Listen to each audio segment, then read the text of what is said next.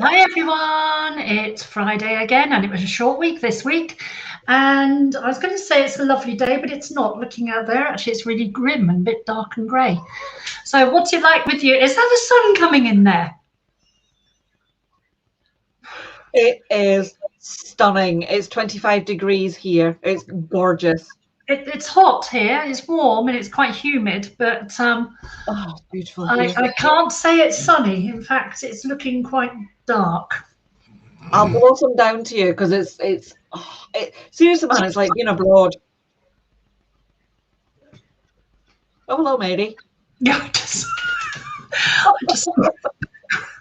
yes, excuse me. They want feeding. They think it's 6 o'clock already. They're hours out, but doesn't stop them. I got a parcel today.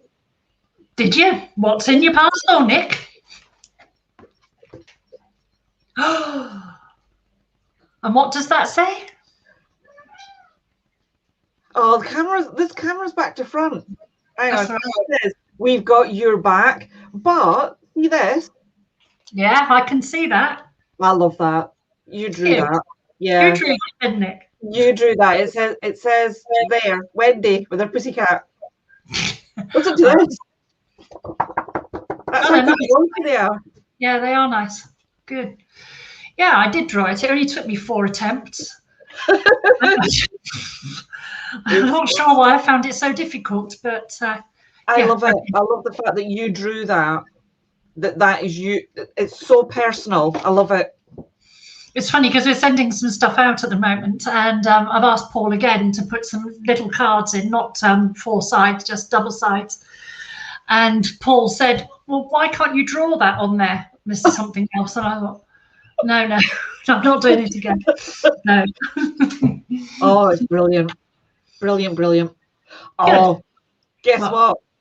Did you see Kath Lindsay? God love Kath Lindsay. Finally won a prize. I haven't told her what it is yet, though. I haven't told anybody what it is. Did you not tell her we're sending her a cupcake? Yeah, I haven't told her it's the booby prize. In fact, I might just send Mary. And Mary. There she is. Oh, look at her. Oh, Mary. So, Kath, if you're watching this, I might send you Mary. Yeah, it's our little mascot. I'm sure you'll love that. Oh, bless her. And doesn't she look well behaved at the moment? Looks like she's about to do something. Yeah. Oh, crafty, that one. Yeah, so we haven't. I haven't told her what or David actually what it is yet, but one of them will be one of these. Ooh, put something on it. But I haven't ordered it. I haven't ordered it yet either. The stylus, and the packaging is mega sexy in it. And if you don't know what they are, that's all it is. It's a very funky notebook. It's remarkable. It's a very funky, very expensive notebook, but they are what they say. They are remarkable. Yeah, they are. So I will get one ordered and sort that out. And yeah, I haven't decided who's having what yet. Kath Lindsay will be sending you a tenner in the post as bribery and corruption. Yes. Kath Lindsay, your friendly stalker. It's a shame. I'd hoped that Robin from Inflow Cairo would be joining us today, but I think he's busy and been held up, which is a shame because he's got a really interesting story. And I wanted to ask him when and what he was doing in California, because that's on his website saying he did a lot of his training in California. So interesting that would be. But he's not here. So he's not here, so we don't know. And we won't know until whenever. I'll get him booked in again. Yeah. Good. Have we got somebody next week? I was going to ask you, do you know who's coming next week? Is this a clue? That is a big clue. That is exactly who's coming next week. I cannot wait. The Potty Purple Pod will be with us next week. Be prepared. You and I will not get a look in. No, we won't. She is definitely a force of nature, is our Diane. She's Yeah, Diane is Diane. She Yes. is an inspiration to a lot of people. Yes. Yeah. If you don't know who Diane is, it's worth tuning in next week at 3 o'clock because she is one heck of a lady. She is a podiatrist, hence Potty Purple Pod. Her branding is incredible. Her positioning is incredible. She's fantastic. So it'll be a right giggle. Yeah, she is, isn't she, Sue? She is fantastic. They're riot. She's exhausting, but she is fantastic. Do you know something? I might dye my hair in deference to her. Do you know something? I'm not going to dye my hair. This costs far too much money. You'd look fabulous with purple hair. Oh my goodness, yes. It's taken a year to get it this colour. I will not be dyeing my hair. Or 2 years, actually. I forgot about last year. That was a waste of time. Yes. Yes. So, how many more competition winners are we going to have? Well, we've got the big one coming up, which is 10 months free. And yeah, we might squeeze in another one. We might squeeze another one in before that. It depends how generous I'm feeling. But we're only in the first week of June, so I think we can squeeze another one in. And at the end of June, beginning of July, we'll announce the 10 months, who's going to win the 10 months free. And then that's your lot for now, for this year. That was our 10th anniversary. I was looking in your diary during the week, you know, like you do, to find out where you are. We're actually 10 this coming Sunday. Nowhere exciting is where I am. Well, no, but we're literally 10 this coming Sunday, and it's just like, oh, how exciting is that? 10. It is, yeah, 10 years. And it's been a really interesting week. It's like those buses that all come along at once when none have come along at all. Because I won, you know, I got that award this week, and I got a piece in the newspaper as well about us celebrating our 10 years and the fact that we lost every class this time. Oh, this God, time. Yeah, and how we've come back. So that was fantastic. Two articles in one day, which was amazing. Yeah. What was it? Entrepreneur of the Month you got? I got Entrepreneur of the Month, which they obviously, but it's a month, so they allocate one person per month, which is 12 a year. That's all, 12 a year out of thousands of members. And yes, you're chosen. You don't go in for it or something. You're chosen. And I was absolutely thrilled when I heard six weeks ago. I heard that I got that, and yeah, humbled as well, because you should be, because I mean, look at how far you've come. Look at how far we've come. Look at what you've achieved. You deserve that. Yeah, as the article started off by saying, from me, one phone, and my bedroom 10 years ago. And the first telephone call I got was for Libby Hill at Small Talk, who's still a client of ours now today. And that came in at 10 to 11 on 10 years ago. And that was probably about the only call we got actually all day. But yes, so there I was in my spare room with a telephone and a computer. And the first call was from Libby Hill. Oh, I love Libby. Libby's lovely. Yeah, she is lovely, super lovely lady. So yes, and I never thought 10 years ago, when I'm going to be honest, I couldn't afford to pay my mortgage for 3 months at all. It was really difficult. I couldn't have gone out for a cup of coffee. If somebody had said to me, "Oh, let's meet up for a cup of coffee and we can talk about being a client or something," I couldn't have gone. Didn't have it. It was that tight, yeah. And I've been some massive bumps along the road. I mean, I had a huge one when the bank pulled all my funding. That was really nice of them.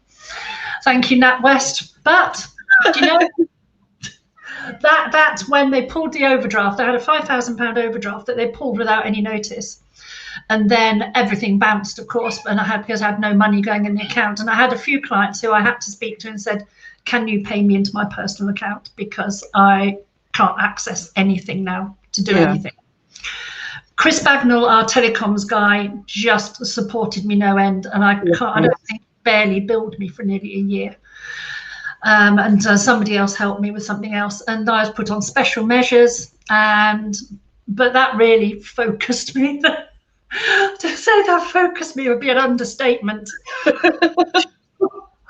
And I made some big decisions at that point, and yeah, the bank refinanced me. agreed to refinance me, and we are where we are. And yeah, it was fantastic. But at the time, it was horrific. It was horrific because I thought I was going to lose my house and the lot. God. Yeah, but it is that grit, I think. And if people are watching this that own their own business, they'll understand this, that it's not so much the knowledge you have or the skills so much. If you haven't got that grit and resilience that whatever life throws at you, you can carry on. Because I ended up with bad credit for 5 years after that, of course. And I was determined we would get through it. And yeah, did. And you did, my God, you did. Yes. Yeah, with bells on. Yeah. Yeah. Cherry on top. Pardon? With the cherry on top. Yeah, and I lived to survive it. Although, of course, it did trigger my rheumatoid arthritis, so that wasn't such a great thing because of the stress of it. But and there's no going back from that, unfortunately. But what can you do? You can look back and you can see, of all the things that have happened, look at where you've come, look how far you've come. And you are an inspiration to other people. I mean, look at the Thriving Clinic. You've got all that knowledge and that expertise and that wisdom to give to other people who may be in the same position you were 10 years ago. Yeah, and I've been asked as well to do like a module on somebody's course, and they're in America. And they're running this big global course, and I've been asked to provide the content and deliver one of the modules. And that came out of the blue. It came from, she was watching me on LinkedIn and things, and she said she really admired what I did and what we did. And I thought, really? I still find it hard, if there's any psychologist watching this, to accept that any of this is good and I'm very good, because I don't really believe it. I still get the imposter syndrome. I still think, God, I'm winging it and somebody's going to find out one day. And maybe they will. And maybe I won't care by that time. Just tell me you're going to send them Mary to sort them out. Yes, sorry, she's squeaking in the background now again. Oh, she's funny. Yes. She is funny. Anyway, that was my little story in a little tiny bit of the last 10 years. It's been an adventure. It has been an adventure, and it's not over yet. No, tell you, it'll not be that long until we're 15 and we're 20, and we're thinking, oh my gosh, it'll 20. Fly. Yeah, I'll be sunning on a beach somewhere. Yourself in Portugal. Yeah, I won't be on here. Sorry. I will. Oh, who can I rope in? Yeah, who knows? I mean, we sometimes don't know. I mean, particularly with COVID and things, for goodness sake, we don't know what's happening day to day quite often. No. So who knows where we'll be this time next year? I've got an idea where we'll be this time next year, if that's my plan. But if something like COVID throws its little head up again, like last year, and anything could, we know that now. It's, things could all be very different. That's a different story. Whew. It is. I mean, who thought in February 2020 that we knew something was going on, but it wasn't here, it was over there, it was somewhere else. But who on earth ever could have predicted that we'd be locked down for nearly a year? Andrew and I were talking yesterday about how it just shows you how much people actually go around the world, because what started abroad very, very, very quickly affected most of the world. And it just shows you it wasn't contained. And like years and years ago, it would have been contained in one country for much longer. But because we're a global person, we're global people, and we go everywhere, we can go everywhere. It literally just went woof right the way around the world. Yeah, that's a really good point, because we're all traveling so much more. As you said, if it had happened 100 years ago, it wouldn't have spread that fast, and it could have been contained and probably wouldn't have worked for a lot of places. But it went like wildfire because people were popping on and off planes like they do. And it was just literally country after country after country. Oh, it's in the UK. Yeah. Anyway, we're rambling. So what we're going to do is say that I think there will be another prize coming up. I do think there'll be another one. And then in July, we'll do the biggie. So if anybody knows anybody that's a clinic owner or has a decision-making role in a clinic, let us know. We're not psychic, so don't just like our post or something, because that's not going to mean anything to us. You need to put your contact details in, at least your name, and message us, and then I can message you and take your email address and things like that and get you entered in. Because I've still got the hat. This hat with clients in it, with potential clients in it, to draw the next one out. If you want to go in the hat. Fantastic. Right. Okay. So have a lovely weekend, everybody. Sorry, I've got a menace here. My nose. So have a lovely weekend, everybody, and hopefully it's going to look a bit nicer than it is out there right at this minute, because it's pretty grim. She is funny. Blue Quentin wants to go in the hat. She's just opened the cupboard door now. Good lady. Oh, wish I could get back to an office. No, I don't. No, I don't.